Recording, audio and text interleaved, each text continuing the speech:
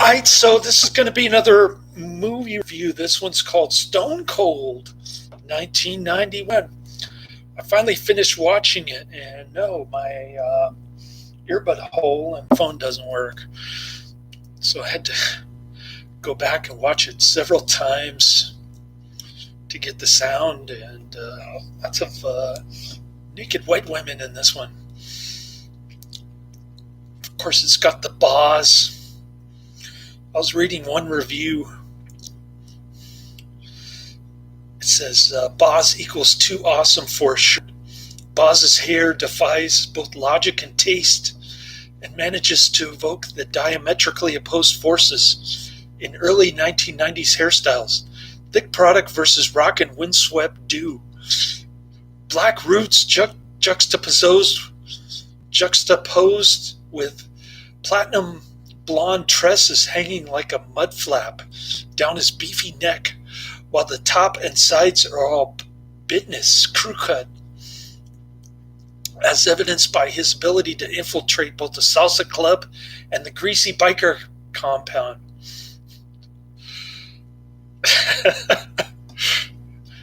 Pretty funny description. If I could pronounce juxtaposed. Anyways, gets a pretty high 6.10. 6 out of 10. I'm giving it about the same rating, 3 out of 5 stars. It's an interesting time capsule. A lot of cool explosions. Great ending, last 20 minutes. Unfortunately, Lance Henriksen wrote all his lines as the Nazi drug dealer, mafia biker dude. That's a big mistake. Never let actors write their lines. Usually doesn't end up well. But Brian Bosworth is on leave. I don't know if it's paid or unpaid. It was confusing. I don't know why he got put on leave from the Alabama Police Department.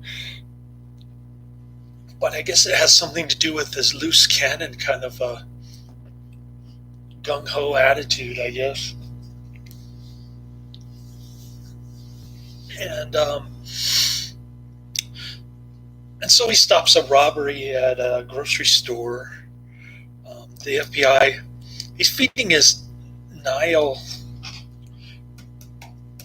monitor some kind of nasty blender concoction. It's like a Nile monitor smoothie.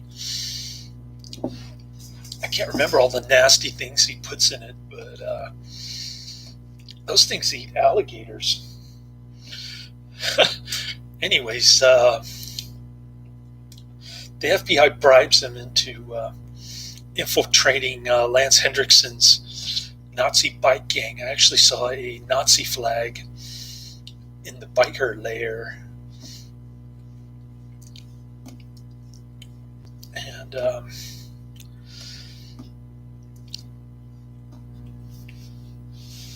so he manages to win a biker race against William Forsythe, who was in Dick Tracy.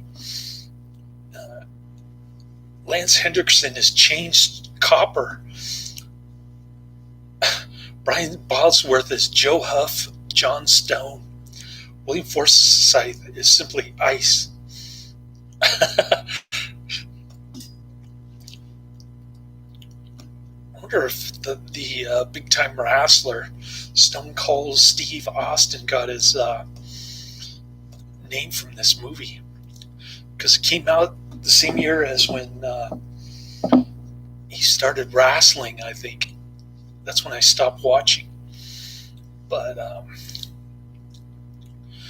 yeah, I was getting serious about graduating from college, getting a job. No more big time wrestling for me. That was teenager stuff. Anyways, getting back to the movie. So he infiltrates this biker gang, and he wants to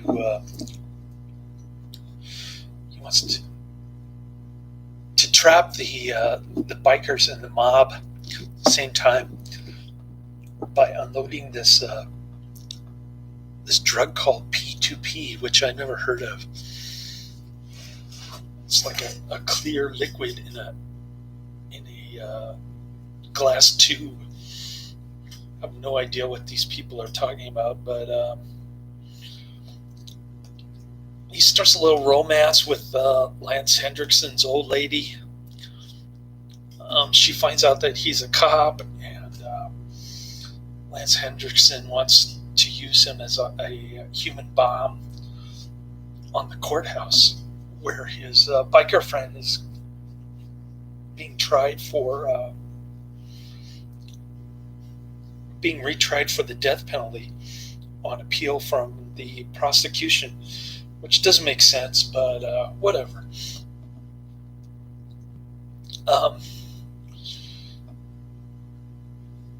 So it's sort of got two side stories going for it. It's got the drug deal trap, and then it's got the hit on the district attorney who wants to be governor, the guy who's going after the biker gang on television. And so they managed to crack the whip, as Lance Henriksen calls it, because the politician's name is Whip, and he's a tough on crime dude, very much early 90s kind of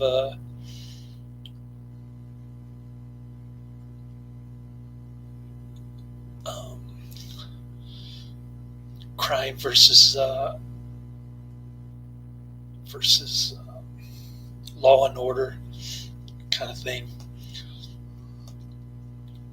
So yeah, not a great flick.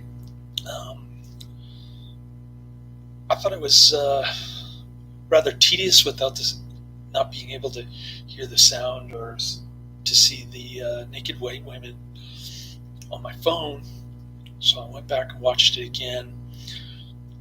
Still didn't like it, but I thought the ending was pretty decent. Lots of cool explosions. So not a bad film, just kind of not great or even good by action film standards. I guess they figure it's mindless entertainment. It's got Brian Bosworth showing off his big hulky chest throughout the movie, and I guess they figured that was all it needed. It has 6,954 ratings on IMDb, and I think it has a lot of views on. So it's pretty popular. Gets high rating, 6 out of 10. That's pretty high, but just hasn't aged well. I thought Lance Henriksen's lines were kind of dumb. Why did you let him write this movie? Right, so I'm going to watch Scream for Help next. I'll try to get through Bikini Beach and Electric Boogaloo, which is actually the name of a Canon movie that I've seen. Electric Boogaloo. Breaking 2, Electric Boogaloo, which I have seen, by the way. I think I have. Anyways, I just wanted to get that quick review in. I know you've been waiting, anticipating for me to review it. I thought I was going to dislike it, but I ended up liking it a little bit. So, yeah, pretty cool ending. I'm not going to say highly recommended or check it out, but I did put the actors' names in the description box, the 3 main ones anyway, that I actually knew. Everybody else in this movie I didn't recognize. So Forgive me if I missed an actor's name in the description box, but that's about it. I'm going to check out, what was it?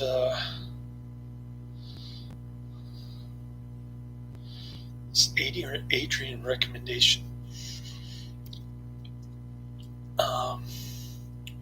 Scream for help. Yeah. So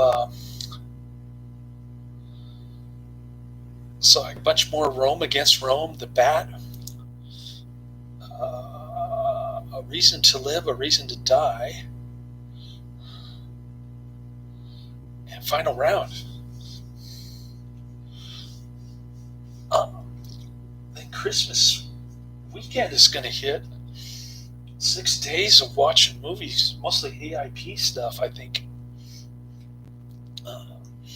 Unless you can turn me on to something else in the chat room here, the live chat on my videos. If I get any more recommendations before Christmas, I'll start adding those later.